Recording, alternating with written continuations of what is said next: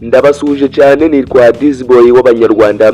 Ndagira ngo nkwibutse kubanza wakanda subscribe umaking sure ko wafunguye ako kazogera, usharinge ino video unayiliking. Guys, ndagira ngo rero turebere hamwe amateka cyangwa se ibigwi bya Diamond Platinumz.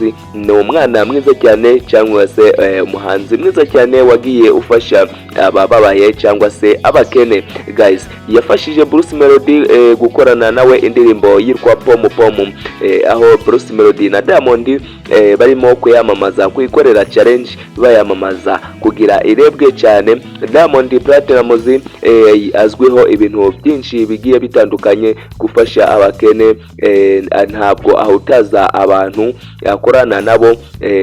Numwe washinze inzu y'imideri mu gihugu cya Tanzania, aho arimo gushaka kwagurira ibikorwa bye mu gihugu cy'u Rwanda. Guys, Bruce Melody bakoranye rero indirimbo Pom Pom, nawe akaba ari muri Amerika kwamamaza indirimbo yabo Pom Pom.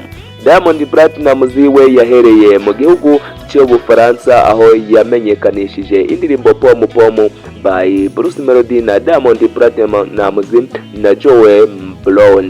Guys, ndakwibutsa gukora subscribe ugasharinga ino video, making sure ko wafunguye ako kazogera. Niba wishimiye ikiganiro dukoze kuri Diamond Platinumz na Bruce Melody, bibe ibintu byiza cyane, ukande muri like, unafungure akazogera ka subscribe. Guys, ndabakunda cyane.